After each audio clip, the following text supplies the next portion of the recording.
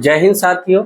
यदि आपकी भी जनगणना ड्यूटी लगी है और बहुत सारे साथियों का सवाल आ रहा है और उनके सामने ऐसा केस आ रहा है कि एक ही व्यक्ति के एक ही एचएलवी में एक से कई अधिक बिल्डिंग्स हैं, या फिर एक ही परिसर में एक से अधिक बिल्डिंग है, या अलग अलग एचएलवी में उनके अलग अलग बिल्डिंग्स हैं, या फिर रोड के इस साइड एक अलग बिल्डिंग है, रोड के दूसरे साइड एक अलग बिल्डिंग है, या कई लोगों को ये भी केस आ रहा है कि एक ही इंसान के एक ही परिसर में मतलब कच्चे मकान भी है और पक्के मकान है, फिर उसको नजरी नक्शा में कौन सा मकान दिखाना है, उसकी एंट्री कैसे करनी है, बहुत सारा कन्फ्यूजन है।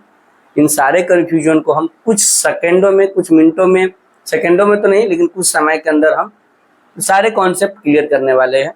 यदि आपका भी ये इसमें से कोई भी डाउट है तो वीडियो के अंत तक जरूर बने रहिएगा। हो सकता है थोड़ा समझाने में टाइम लगे तो वीडियो लंबी हो सकती है, लेकिन उम्मीद करते हैं कि इतनी अच्छी से समझा दूंगा कि आप जो है धरातल पे, आप जो है फील्ड में किसी भी डिसीजन को आसानी से ले पाएंगे इस कॉन्सेप्ट के जरिए। तो चलिए हम शुरू करते हैं। बस आपसे एक छोटा सा रिक्वेस्ट है कि वीडियो अच्छी लगे तो लाइक कर दीजिएगा, और चैनल को अगर आपके काम का होगा तो इसको सब्सक्राइब करके रख लीजिएगा, ताकि जनगणना में आपकी काफी हेल्प करेगी यही चैनल। देखिए सर, एक ही परिसर में है एक से अधिक बिल्डिंग है, ये कॉन्सेप्ट हम लेते हैं।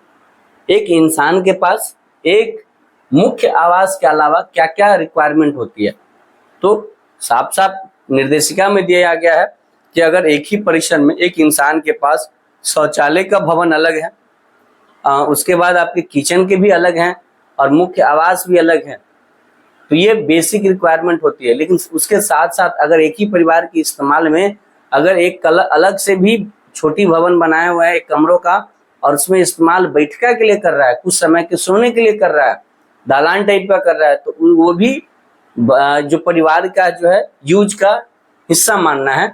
और उन सभी को अलग अलग भवन नंबर हमें नहीं देना है और ना ही अलग अलग जनगणना मकान देना है। कौन कौन सा चीज को आप नहीं दे सकते अलग अलग जनगणना मकान? अगर एक मुख्य आवास है और उसके साथ शौचालय है, बैठका है, किचन है, तो इन सभी को आप अलग जनगणना मकान नहीं देंगे। ये परिवार के यूज का सामग्री है, मतलब रिक्वायरमेंट है, इतनी नीड है, तो उस सबको एक ही भवन एक ही जनगणना मकान देंगे। लेकिन सर उपयोग के आधार पर, जैसा कि ये शौचालय को तो हम अलग सेंसस हाउस नहीं देंगे, लेकिन सर गौशाला, मान लीजिए इसमें पशुशाला है, तो पशुशाला का उपयोग के आधार पे, चूंकि मनुष्य के रहने के लिए नहीं, वो अलग उपयोग में आ रहा है, तो उपयोग के आधार पे हम इस जो भवन है इसको, हालांकि ये भी एक अलग स्ट्रक्चर बना होगा, तो आपको देखने में लगेगा कि ये अलग बिल्डिंग नंबर हो गया, इस भवन अलग देंगे। परिसर के कॉन्सेप्ट में कहता है कि एक परिसर में एक परिवार में कितने भी बिल्डिंग्स बना रखे हैं और अगर एक ही परिवार इस्तेमाल करता है तो भवन एक ही होगा, लेकिन जनगणना मकान अलग अलग उपयोग के आधार पे हम मान लेंगे। तो इस गौशाला को हम एक अलग सेंसस हाउस मानेंगे, और जब इसका वास्तविक उपयोग पूछेगा तो उसमें लिखना पड़ेगा पशु शेड यानी कैटल शेड। ठीक है, लेकिन सर मुद्दा ये था कि एक ही परिसर में एक से अधिक है, ये दो अलग अलग बिल्डिंग्स है। अब दो अलग अलग बिल्डिंग्स है और है दोनों एक ही परिवार के, तो भैया रहते किसी एक ही में होंगे।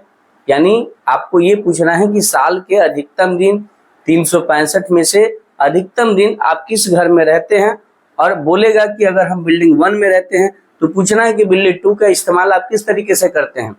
क्या बिल्डिंग 2 को आप गोदाम के तौर पे इस्तेमाल करते हैं? क्या बिल्डिंग 2 को आप किराए पे लगाते हैं? क्या बिल्डिंग 2 को आप जो है बैठका यानी कुछ समय के लिए उठने बैठने का इस्तेमाल करते हैं, या फिर गेस्ट रूम के लिए बनाए हैं? वो आपको बता देंगे। तो जिसमें भी रहेंगे उनको आप सिर्फ भवन नंबर देंगे, यानी मेल बिल्डिंग में रहने वाले को भवन 1 मानेंगे। इसके अंदर जितने भी अलग अलग उपयोग, अब मान लीजिए कि भवन 2 गैर आवासीय हो गया, गैर आवासीय हो गया, मान लीजिए गैर आवासीय, इसको हम दिखा दिए कि भैया इसका इस्तेमाल जो है आपका वो गोदाम के लिए इस्तेमाल करते हैं। इस घर में जो भी सामग्री थी उससे ज्यादा हुआ तो उसको गोदाम की तरह यूज करते हैं, तो गैर आवासीय दिखा दिए। तो ये भी एक आपके सेंसस हाउस हो जाएंगे। गौशाला एक सेंसस हाउस हो जाएगा, लेकिन सभी को अलग अलग बिल्डिंग नहीं पड़ेगा परिसर के कॉन्सेप्ट के आधार पे। लेकिन अगर ये इन्होंने कहा कि भैया, हालांकि गैर आवासीय भी एक सेंसस हाउस होगा, हर भवन अपने आप में एक सेंसस हाउस है, हर स्ट्रक्चर अपने आप में एक सेंसस हाउस है, चाहे उपयोग के आधार पे और चाहे आवास के आधार पे। तो अगर ये बोला कि भैया ये गेस्ट हाउस है यानी गेस्ट रूम है, फिर भी आपको इसमें क्या देना पड़ेगा, तो ये अलग एक सेंसस हाउस देना पड़ेगा। लेकिन अगर इसको बोला कि सर ये बैठका के लिए है, हम ही लोग इस्तेमाल करते हैं और कुछ समय के उठने बैठने के लिए है, फिर बैठका के केस में साफ साफ बोला गया है कि इसको अलग से सेंसस हाउस नहीं मानना है, ठीक है। तो उस केस में हम, अगर ये बैठका है तो भवन एक और जनगणना मकान एक मुख्य बिल्डिंग और एक गौशाला उपयोग के आधार पर, शौचालय का भी नंबर नहीं पड़ेगा। लेकिन सर अगर ये बैठका नहीं है, दोनों केस में बता रहा हूँ, अगर ये बैठका नहीं है, ये गेस्ट रूम के पर्पज से बनाया गया है, उसका उपयोग ही अलग है, अलग ही उद्देश्य है उपयोग का, उस केस में ये भी एक सेंसस हाउस हो जाएगा। या मान लीजिए ये गोदाम ही के रूप में इस्तेमाल कर रहा है, तो उसका उपयोग अलग हो गया गोदाम के तौर पे, तो सेंसस हाउस यहाँ क्या हो जाएगा, भवन एक हो जाएगा, यानी इसको हम CN1 मानेंगे, और 1, 2, 3 आपके CA सेंसस हाउस हो जाएंगे। तो उम्मीद है कि आपके पहले कॉन्सेप्ट क्लियर हो गए कि एक ही परिसर में अगर एक से अधिक बिल्डिंग है तो उस केस में हम क्या करेंगे। अब हम डायरेक्ट नीचे वाले पे आ जाते हैं कि एक ही व्यक्ति के एक ही परिसर में मान लीजिए एक कच्चा मकान है और एक पक्का घर है, कैसे दिखाएंगे। फिर वही चीज आपसे पूछना है कि इन दोनों में से सबसे अधिक आप किस में रहते हैं। तो ऑब्वियस ही है कि अगर कच्चा और पक्का घर हो तो इंसान पक्का घर को प्रेफर करेगा, तो ये मुख्य आवास होगा, ये मुख्य आवास होगा अगर इसमें ये रहते हैं। और कच्चे मकान का इस्तेमाल मान लीजिए भूसा घर के लिए कर रहे हैं, भूसा घर, या मान लीजिए आपके पशु शेड के लिए कर रहे हैं, पशु शेड के लिए कर रहे हैं, है ना, या मान लीजिए आपके और भी कोई अदर गोदाम के लिए इस्तेमाल कर रहे हैं, ठीक है।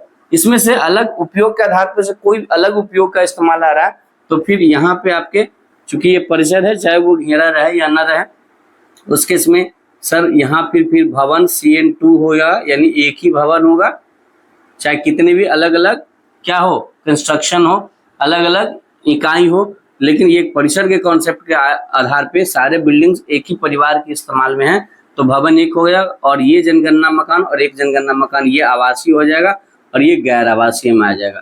और गैर आवासीय में क्या आ जाएगा, ऑप्शन नंबर 9, और उसमें वास्तविक उपयोग लिखना पड़ेगा जो भी आप लिखना है, और ये इसमें तो आपके 34 सवाल के जवाब देने होंगे। लेकिन सर ये कच्चा घर मान लीजिए कि ये उठक बैठक के लिए करता है, कुछ समय के लिए मान लीजिए इस घर से मन नहीं लगा तो थोड़ा आराम के लिए बाहर निकल गया और बैठका का इस्तेमाल कर रहा है, और इसमें कहीं से कुछ ना पूछा घर है, ना पशु शेड, ना गोदाम, कुछ भी नहीं है, उस केस में इस पूरे भवन को एक ही भवन और एक ही सेंसस हाउस मानना होगा, चूंकि साफ साफ लिखा है कि बैठका को आपका अलग से नंबर नहीं देना है। दूसरा है सर कि एक ही HLB में अलग अलग जगह घर है। अब मान लीजिए कि एक ही HLB, मान लीजिए हमको HLB अलॉट हुआ है और एक व्यक्ति के पास हम गए जनगणना करने, तो पता चला कि उनका घर अभी जहां वो रह रहे हैं वहां भी है, और 2, 4, 5 घर हट के दूसरे जगह भी है, लेकिन मेरे ही HLB में है। उस केस में सर उसकी गणना कहाँ होगी, तो उस केस में सर उनसे पूछना फिर वही बात कि आप रहते कहाँ ज्यादातर दिन है। तो उस केस में अगर बोलेगा जहां वो मिले हैं, बोलेंगे रहते हम यहीं पर सर, लेकिन वहां पे दूरा का इस्तेमाल करते हैं, यानी खलिहान की तरह यूज करते हैं, तो उस केस में सर आप अगर वो बैठके के लिए भी इस्तेमाल करते कुछ समय के लिए, या फिर अन्य गैर आवासीय के लिए करेंगे, तो उसका तो अलग नंबर पड़ेगा ही पड़ेगा।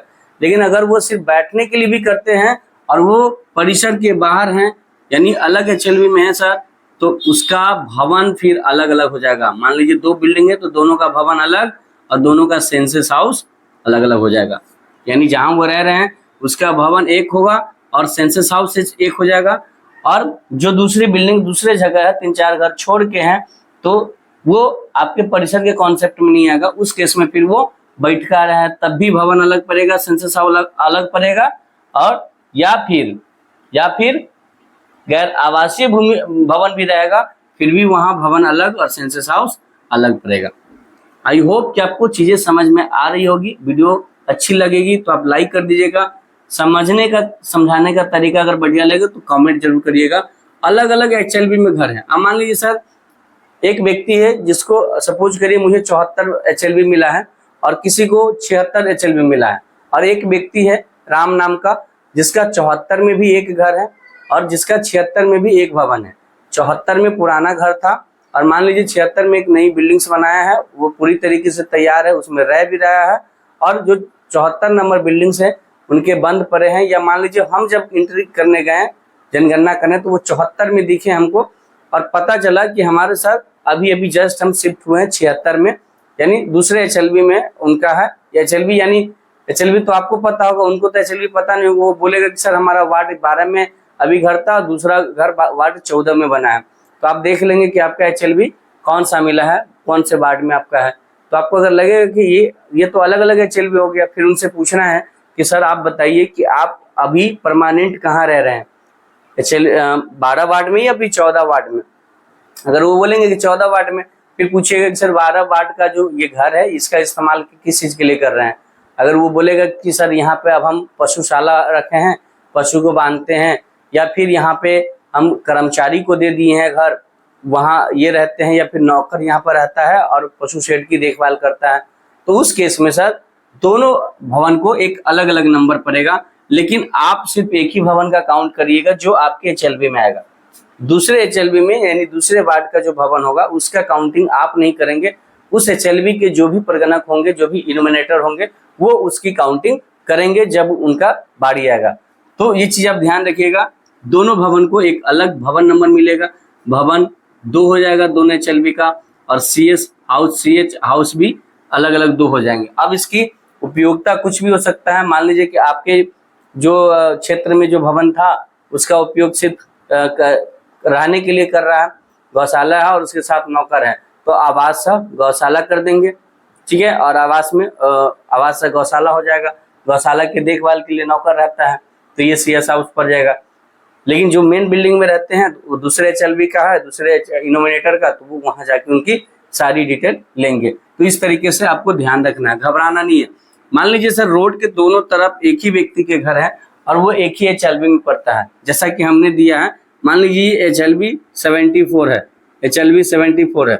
अब हम इधर, आपको तो रोड के अगर दोनों तरफ आपका क्षेत्र पड़ा है तो दोनों तरफ करना है, तो आप नंबरिंग कैसे करेंगे, पहले यहाँ से शुरू करेंगे और यहाँ से शुरू करने के बाद अगर रोड के एंड में यहाँ खत्म होता है तो रोड क्रॉस करके फिर आप रोड के इस क्षेत्र से शुरू करके यहाँ पे एंड करेंगे। इस तरीके से आपको करना है।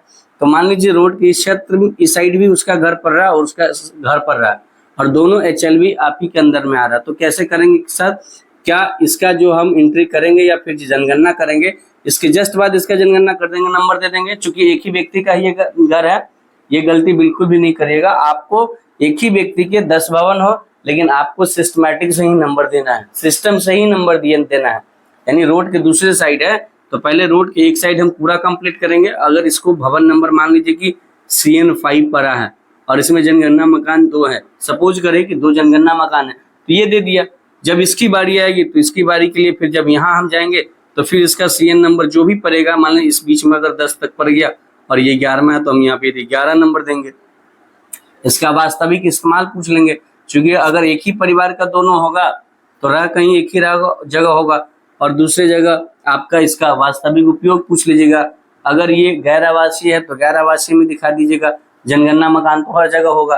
तो ये ध्यान रखिएगा कि जब भी एक व्यक्ति के एक से अधिक घर होंगे, चाहे ये सारे कंडीशन आ जाए, कच्चा पक्का का मकान आ जाए, या फिर एक ही HLB में आ जाए 2-2 मकान, या फिर रोड के दोनों तरफ एक मकान आ जाए, या फिर अलग अलग HLB में आ जाएगी, सारे कॉन्सेप्ट हमने समझाने का प्रयास किया है। बस आपको सिर्फ और सिर्फ दिक्कत कहाँ होगी, परिसर के कॉन्सेप्ट में। यदि परिसर के कॉन्सेप्ट को आप क्लियर कर लिए हैं तो परिसर के कॉन्सेप्ट में बस कुछ चीजों का ध्यान रखना है। एक बैठका को आप मुख्य आवास के अलावा एक बैठका को आप स्किप कर सकते हैं, उसको अलग सेंसस हाउस नहीं दे सकते हैं। अदरवाइज बैठका के अलावा जितने भी अन्य उपयोग के कार्य में कोई अदर यूनिट्स है, कोई अदर कंस्ट्रक्शन है, तो उसको हम एक अलग सेंसस हाउस से देंगे। लेकिन कैंपस होने की वजह से एक ही बिल्डिंग हम देंगे। लेकिन अगर कैंपस नहीं होता, मान लीजिए एक ही इंसान का बैठका यहाँ है, घर वहाँ है, पशु शेड वहाँ है, उस केस में 3 अलग अलग जगह है। ये भी समझ लीजिए कि एक ही इंसान के मान लीजिए पशु शेड यहाँ है, 4 घर बाद आपका यहाँ मुख्य आवास है, फिर 4 घर बाद इनका जो है बड़ा ये खलिहान है, यानी बड़ा बैठका है। उस केस में सर तीनों पे अलग अलग भवन पड़ेगा, भवन 1, भवन 2 और भवन 3, और तीनों का एक एक सेंसस हाउस पड़ेगा। ये चीज आप ध्यान रखिएगा। तो मिलते हैं नए वीडियो में, तब तक के लिए आप स्वस्थ रहिए, मस्त रहिए और अपने काम में व्यस्त रहिए। उम्मीद है कि आपके जनगणना में किसी भी प्रकार का कोई इशू ना हो, और कुछ भी करने से पहले अगर कोई डाउट हो तो आप हमें कमेंट के जरिए पूछ सकते हैं। आपके सारे डाउट्स के लिए हम आपके लिए यहाँ अवेलेबल है, क्योंकि हमारे HLB का काम जो है टोटली कंप्लीट हो चुका है। आपके HL ऐप से संबंधित अगर कोई डाउट आता है तो वो भी हमसे आप शेयर कर सकते हैं। Thank you so much. जय हिंद।